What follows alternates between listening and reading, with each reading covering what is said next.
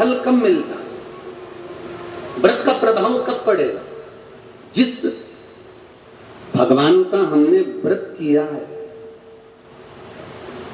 जिस भगवान का हमने उपास किया है, हम हर 2 मिनट में, 1 मिनट में, 1 क्षण में हम उस परमात्मा को याद करते रहें जिसका व्रत है। 21,600 श्वास मनुष्य के शरीर से प्रतिदिन निकलती है। कितनी श्वास?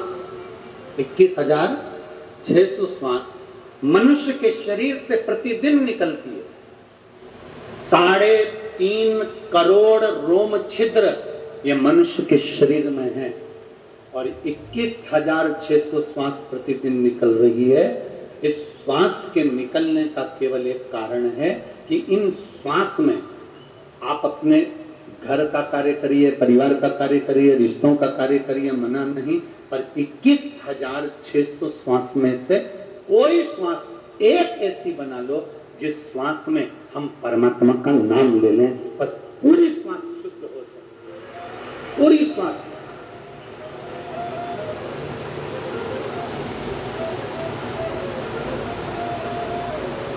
एक व्यक्ति ने प्रश्न किया था,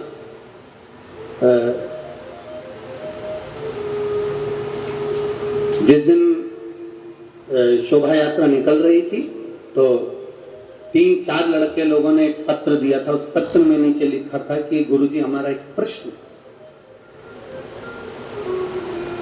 उस प्रश्न में जब शोभा यात्रा की गाड़ी पर उन्होंने पत्र दिया, उसमें पत्र में लाइन लिखी हुई थी, गुरुजी हमारा एक प्रश्न है कि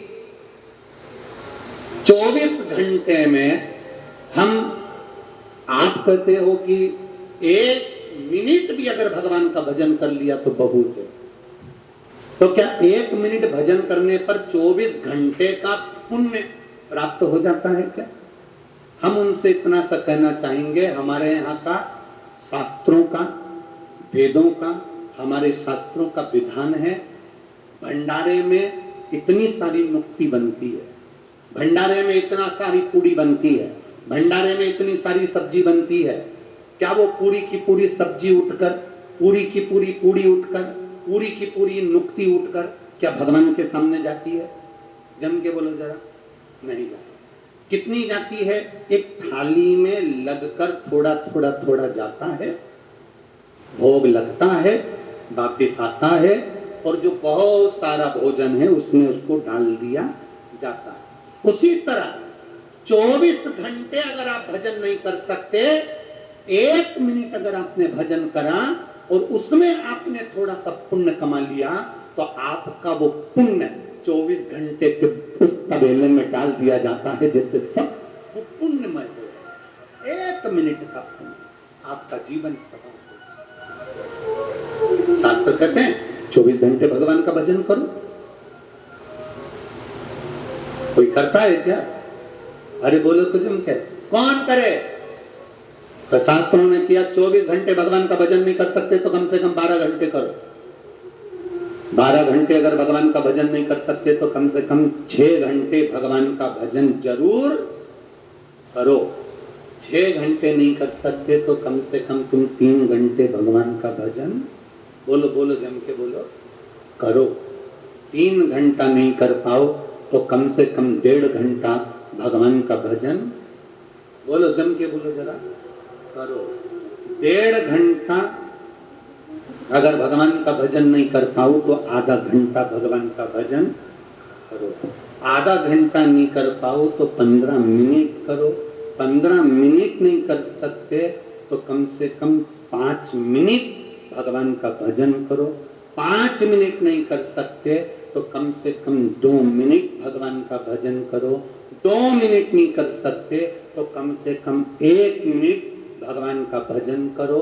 और 1 मिनट भी अगर भजन नहीं कर सकते तो चुल्लू भर पानी में डूब मरो।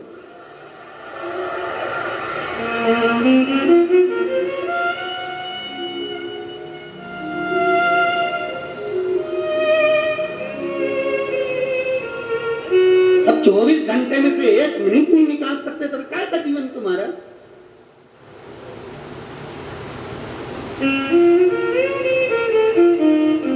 बेकार जीवन। कोई ने पूछा कहां गई थी, कथा सुनने गई थी। सुनी? हाँ। क्या क्या सुन के आई? सुनी थी, इधर से सुनी। फिर घर पे क्या लेके आई? कुछ नहीं। जब जा रही थी तो भंडारा चल रहा था ना, उसमें कही थी 2 पूरी,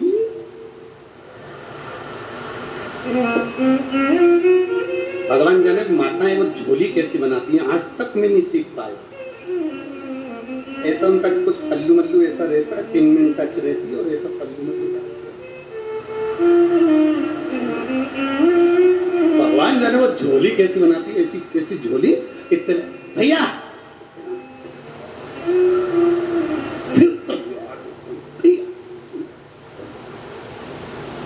अब उसको इतना भी अंदाजा नहीं रहता कि तूने गुलाब जामुन भर ली और नीचे से चाशनी टपक रही, इतना अंदाजा नहीं।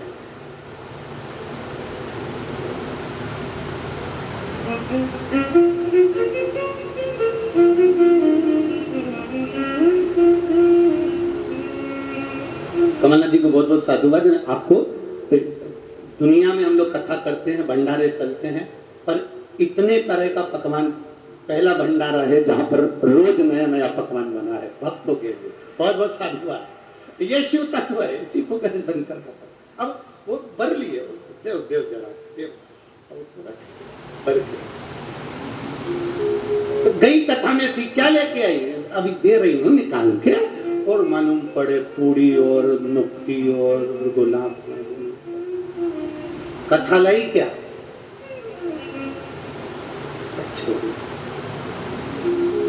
कह रही है सुगंधा को शिव जी कहते हैं। पार्वती जी ने उस ब्राह्मण को देखा जिसका शरीर का रोग समाप्त हो गया।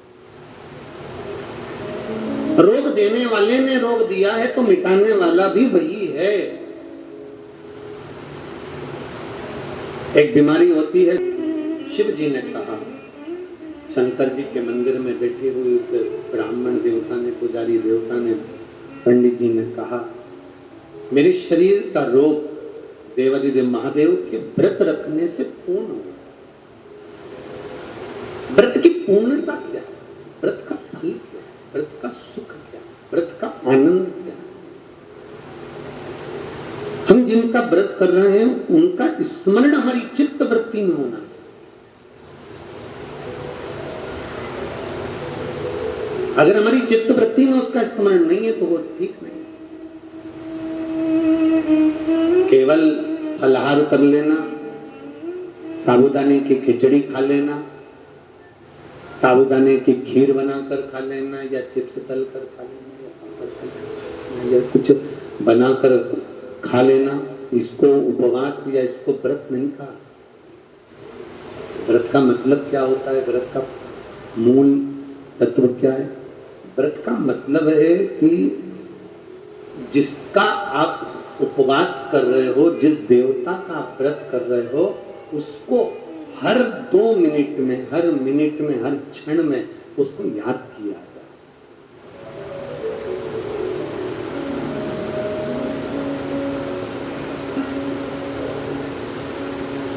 हरतालिका तीज का व्रत करती हो माताएं? कौन कौन करता है? जरा हाथ उठाओ। करते? देखो, हरतालिका तीज का व्रत करने वाली माताएं कई ऐसी होती हैं, कई के मन में ऐसा आता, आज मेरा व्रत है, मन नहीं लग रहा, शरीर ठीक नहीं, टीवी चालू करके बैठ गई, शरीर ठीक हो गया, मन ठीक।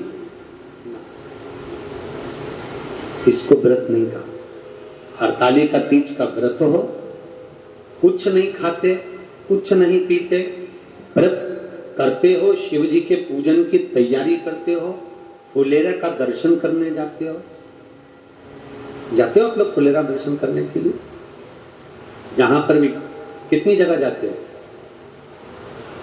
5 जगह पर कहीं फुलेरा बंधा हो हरतालिका तीज के दिन। और जो जो माताओं ने पिछली वर्ष, या जो बेटियों ने, जो कन्याओं ने, जो बेटों ने फुलेरा का दर्शन करा हो, उनसे पूछना साल भर में बाबा ने तुम पर कृपा करी कि नहीं करी। 5 खुले एकादशी। हरतालिका तीज के दिन जो फुलेरा बनता है, 5 घर जाओ जहां फुलेरा बंधा है वहां दर्शन कर करो जाना। तुम्हारा व्रत नहीं है तो भी जाओ, व्रत है तो भी दर्शन, और फुलेरे का दर्शन करो।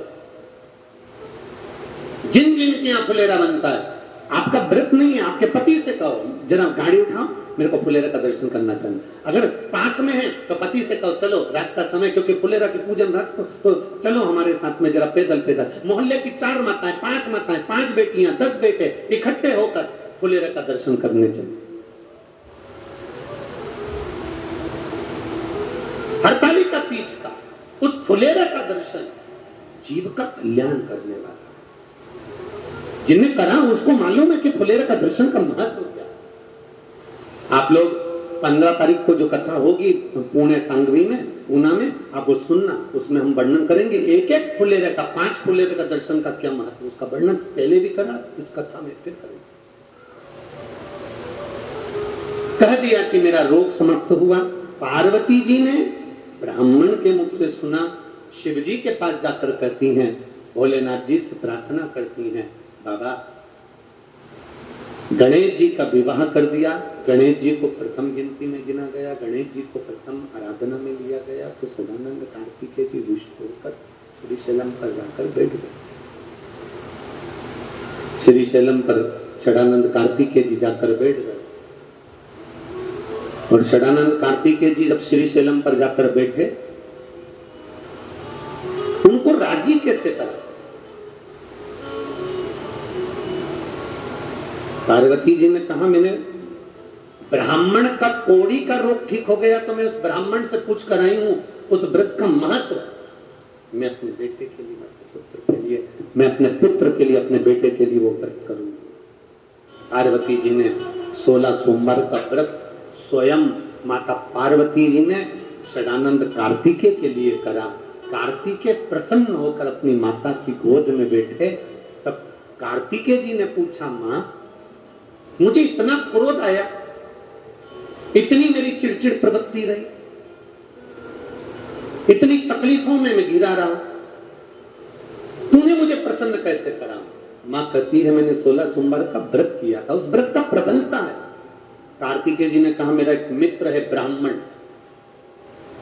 बहुत साधारण सा है, उसके पास कुछ नहीं, वो मित्र में से रूठ कर चले गया है, कोई दूसरे गांव चला गया है, उसको मुझे बुलाना है, उसको मुझे मिलना है। सदानंद कार्तिकेय ने भी 16 सोमवार का व्रत किया, मित्र को प्राप्त, मित्र मिल भी गया, प्राप्त हो गया।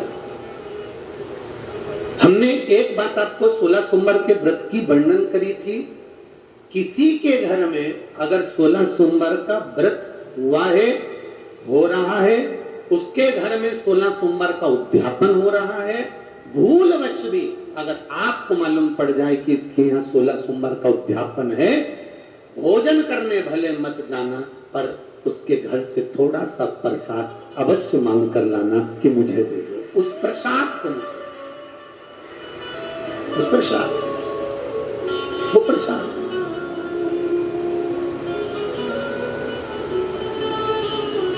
वो प्रसाद मुझे दिया, थोड़ा सा दे, और केवल एक अंजलि में नहीं, भले वो इतना सा प्रसाद दे पर अंजलि दोनों होना चाहिए। भैया थोड़ा सा इस प्रसाद का भाव दीजिए, थोड़ा सा सुख मिलेगा, इस प्रसाद का भाव दीजिए। शंभु, उस व्रत का मूल आनंद हमें प्राप्त है। जितने बेटे बेटियां कंपटीशन एग्जाम की तैयारी कर रहे हैं, जितने बेटा बेटियां नौकरी की तैयारी कर रहे हैं, मैं उनसे कहूंगा आप मेहनत करो, खूब करो, दिल से करो, अच्छी करो, दम से करो, मेहनत में कमी मत करो।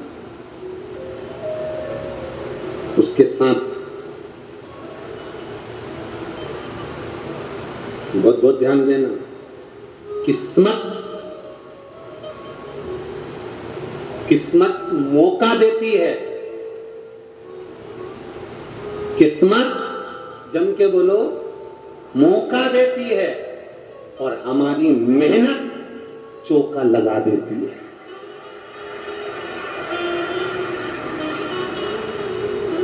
मेरा बेटा बेटियों से निवेदन है अपनी मेहनत पूरी करना। शंकर भगवान करेंगे क्या? तुम्हें मौका देंगे, एग्जाम में बैठने का मौका देंगे, परीक्षा हॉल में तुम अकेले नहीं रहोगे, मेरा देव अधिदेव महादेव तुम्हारे साथ बैठेगा। किस्मत मौका देती है और हमारी मेहनत, स्वयं की मेहनत चौका लगा देती है। हमारे उन्नति की सीढ़ी को चढ़ाने का कार्य हमारी मेहनत करती है। भगवान शंकर तुम्हारे साथ कदम से कदम मिलाकर चलेंगे। ये मत सोचना कि मैंने अगर शिव जी को बेलपत्री लगा दी है या मैंने जल चढ़ा दिया है तो भोलेनाथ लिख के आएंगे ना। लिखना तुम्हें पड़ेगा, मेहनत तुम्हें करना पड़ेगी, कर्म तुम्हें करना पड़ेगा। शंकर भगवान तुम्हारे साथ हैं हर पल, हर क्षण, हर घड़ी, हर पल।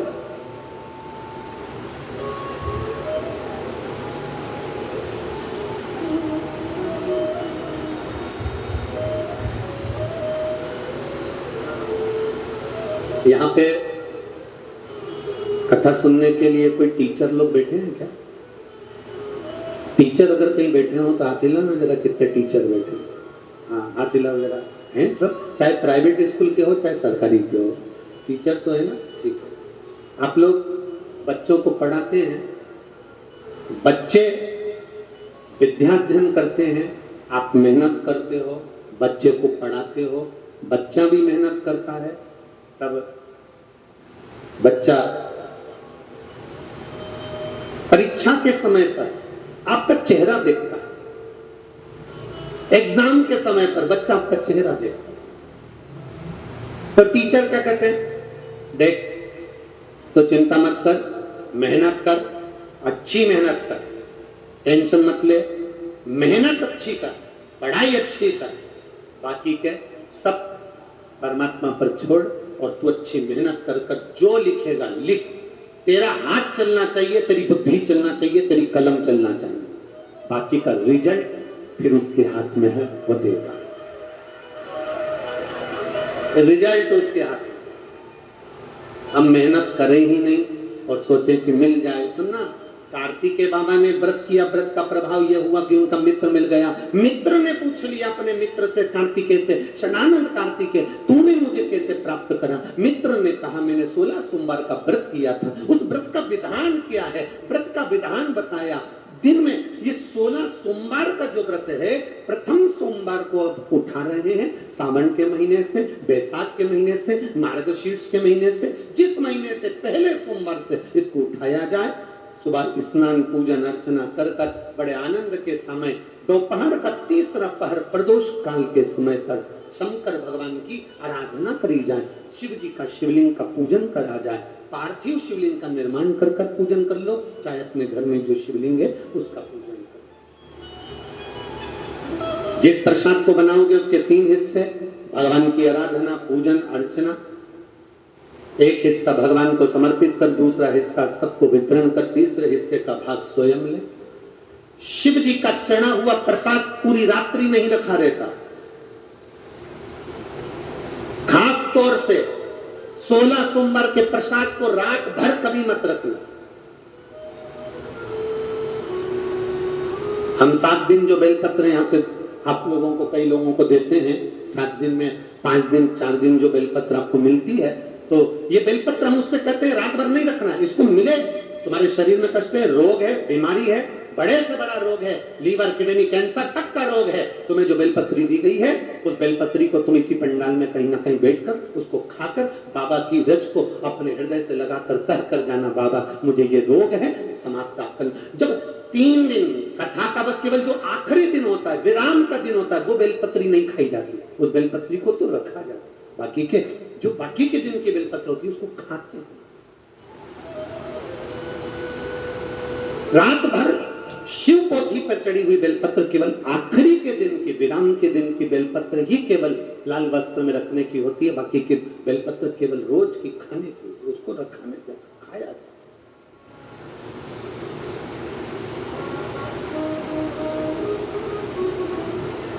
उसको प्राप्त किया। जैसे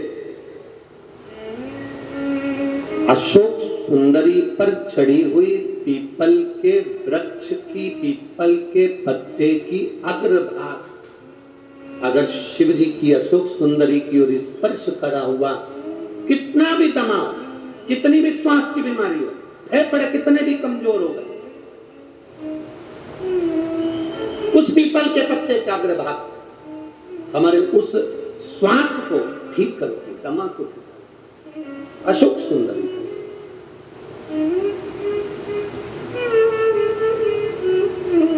बेलपत्री। अब ब्राह्मण ने पूछा कि तुमने मुझे प्राप्त कैसे करा था? बता दिया, ऐसा ऐसा व्रत है, उसको करो। 17वें व्रत में इसका उद्यापन करो। उद्यापन होगा वही प्रदोष काल में, शाम के समय।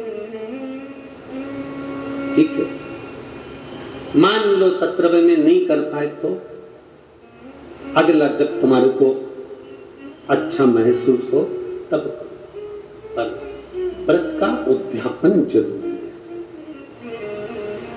ठीक है, ब्राह्मण ने सुना, एक तनाए गांव में वो व्रत करता करता पहुंच गया। वहां के राजा की लड़की की शादी हो रही थी। राजा ने स्वयंवर रचा था। एक हथनी के सूंड में माला दे दी थी। ये हथनी जिसके गले में माला पहनाएगी, विवाह उसी के साथ बेटी का होगा। वो हथनी कौन थी? हथनी कौन थी?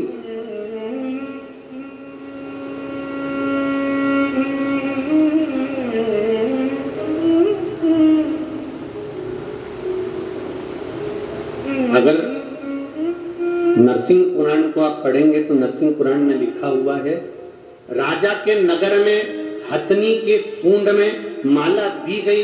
ये माला जिसके गले में पहनाएगी उसी के साथ मेरी बेटी का विवाह होगा। वो हथनी कौन थी? ऐसे संकल्प पहले के राजा लेते थे। वो संकल्प क्यों लेते थे? जनक जी ने संकल्प लिया, जो इस धनुष को उठाएगा, चढ़ाएगा, उसी के साथ बेटी ब्याहूंगा। तो जनक जी को क्या पड़ी जो उन्होंने ये संकल्प लिया? संकल्प व्यक्ति कब लेता है? जब उसको कुछ अच्छा नजर आता है। क्या जनक जी ने देखा था? जनक जी ने देखा था कि जनक जी की बेटी जब माता जानकी जी 4 साल की थी और जनक जी ने अपने गुप्तचरों से, अपने द्वारपालों से कहा था कि आज मैं धनुष का पूजन करने के लिए आऊंगा, धनुष का पूजन करने आऊंगा। धनुष के नीचे गाय का गोबर लाकर लीपा जाए और चौक पूरा जाए, पूजन करी जाए। 10,000 द्वारपाल धनुष को उठाने में लग गए, पर धनुष नहीं उठा। आसपास से उन्हें लीप दिया, पूजन की तैयारी कर दी। इतने में जानकी जी ने आकर देखा। 4 साल की जानकी जी आकर देखती हैं, पूछती हैं द्वारपालों से, काका जी आपने धनुष के नीचे तो लीपा ही नहीं, पिताजी कितने नाराज होंगे। आपने धनुष के नीचे नहीं लीपा, पिताजी नाराज होंगे। हमसे धनुष उठा नहीं। 4 साल की सीता जी ने कहा आपसे धनुष नहीं उठा, लाओ मैं लीप देती हूँ। 4 साल की जानकी जी उल्टे हाथ से धनुष उठाई। हाथ में गोबर लेकर जानकी जी ने लीप दिया, धनुष को रख दिया। जनक जी पूजन करने के लिए, जनक जी पूजन करने के लिए आए और जनक जी ने पूजन करते समय देखा कि धनुष के नीचे का भाग पहली बार लिपा हुआ है। जनक जी ने पूछा, ये भाग लिपा कैसे? ये किसने लिप दिया? तो द्वारपालों ने कहा, ये सीता जी ने, जानकी जी ने लिपा। 4 साल की जानकी, 4 वर्ष की जानकी, और धनुष उठा लिया। हाँ, बुलाओ सीता जी को। जानकी जी को बुलाया गया और जानकी जी को बुलाकर पूछा गया, बोलो जानकी ये धनुष कैसे उड़ गया? सीता जी ने अपने उल्टे हाथ से धनुष उठाकर सीधे हाथ से लीप कर बता दिया। जैसे लीप कर बताया, जनक जी ने संकल्प ले लिया, मेरी बेटी का विवाह मैं उसके साथ करूंगा जो सीधे हाथ से धनुष उठाएगा, चढ़ाएगा, तोड़ देगा, बेटी उसी के साथ ब्याह देगा। जैसे जनक जी ने संकल्प लिया था, वैसे ही शिव महापुराण की कथा कर रही है, एक राजा ने संकल्प लिया कि हथनी जिसके गले में माला पहनाएगी, बेटी का विवाह उसके साथ करूंगा। ये हथनी है कौन? नरसिंह पुराण का हथनी है। ये कौन है? कहा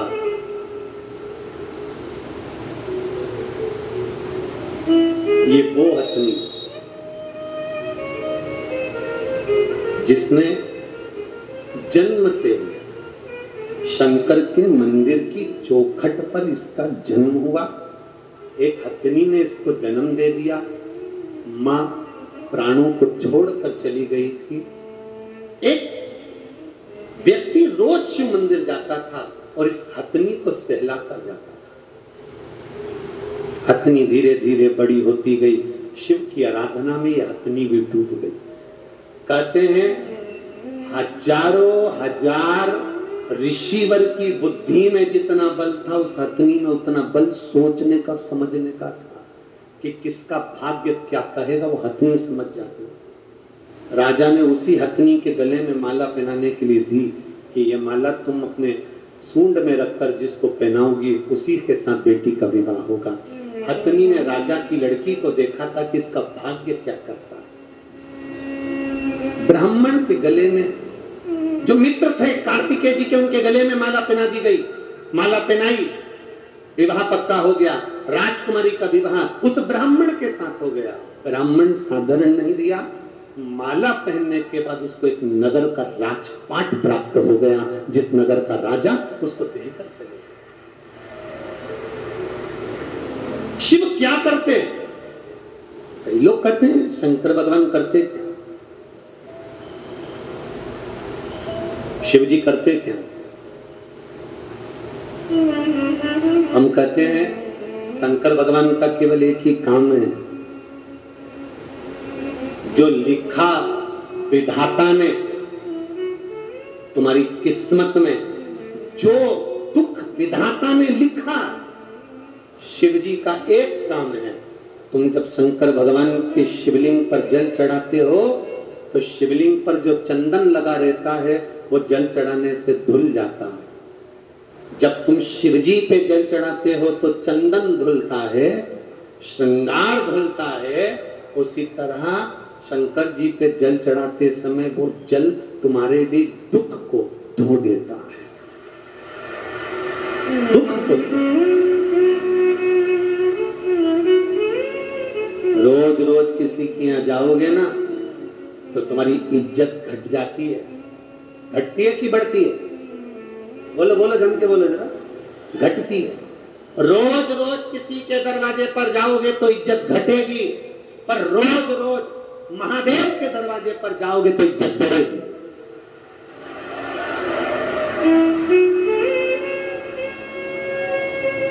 किसी के दरवाजे पर जाने से इज्जत घटती है, पर महादेव के दरवाजे पर जाने से इज्जत बढ़ती है, बढ़ती है। अभी तक तुम जाके देखना, तुम ऐसी रोड पर घूमते रोज शंकर जी के मंदिर जाना चालू कर दो तो पहले तो लोग कहेंगे आओ आवारा है नंबर 1 का, बेकार है तो छोरा, बहुत अवल्ला है ये तो, बहुत बेकार है ये तो। छोरे को बेचारे को जो देखो वो एक ही बात के, तो अवल्ला है, ये तो ऐसा है, ये तो वैसा है।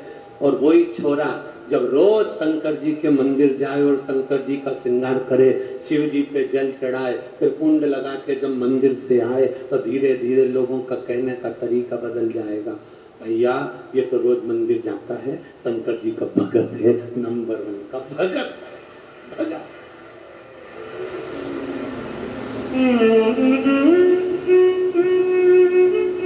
शिव की भक्ति इसके अंदर, शिव का गुणगान इसके अंदर।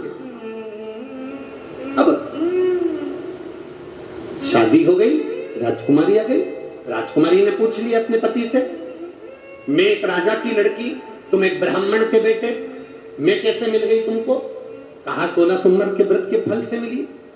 व्रत का फल इतना होता है, एक बेटा मुझे चाहिए, पुत्र की कामना से उसने 16 सोमवार का व्रत करा, उसको एक पुत्र भी हो गया। पुत्र होने के बाद पुत्र धीरे धीरे बड़ा भी हो गया। बड़ा होने के बाद पुत्र ने एक दिन पूछ लिया, माँ मैं राजघराने में जन्म ले लिया, ऐसा मैंने कौन सा पुण्य करा। कभी आप भी विचार करना, चौराहे पर खड़े हुए भिखारी को देखना, किसी भिखारी को देखना, किसी बीमार व्यक्ति को देखना, किसी बहुत ज्यादा कष्टप्रद व्यक्ति को देखना, और उसको देखकर अपने आप को तुम जरूर देखना, और देखकर महादेव से प्रार्थना करना, बाबा तूने बड़ी कृपा करी, मुझे चौराहे का भिखारी नहीं बनाया, मुझे कुछ अच्छा बनाया। तूने बहुत अच्छी कृपा करी, अच्छे घर में मुझे जन्म दिया। तूने बहुत अच्छी कृपा करी जो मुझे इस भारत की भूमि पर जन्म दिया। तूने बहुत अच्छी कृपा करी जो तूने मुझे मध्य प्रदेश में जन्म दिया।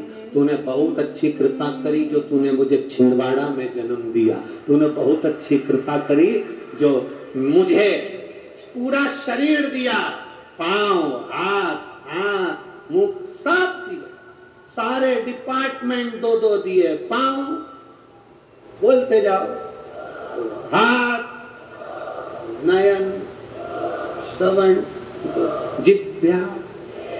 भगवान को भी मालूम था एक ही गजब कर जाएगी, पूरे छिंदवाड़ा में आग लगाया है। एक ही बोल, जीवान दो नहीं दिया, जीवान एक, और उसको भी नीचे से बांध दिया। जीवान को कभी दर्पण में कांच में देखना, नीचे से बंद ही है 3 जगह से, और देखा ये बहुत ज्यादा बोलेगी तो इसके आसपास 32 सैनिक लगा दिए हैं, 32 दांत, ज्यादा बोले तो काट दे। इन्होंने देखा सैनिक से भी काम नहीं चलेगा तो ये जीभान के लिए फाटक लगा दिए, हो ज्यादा बोले तो मुंह बंद रखो।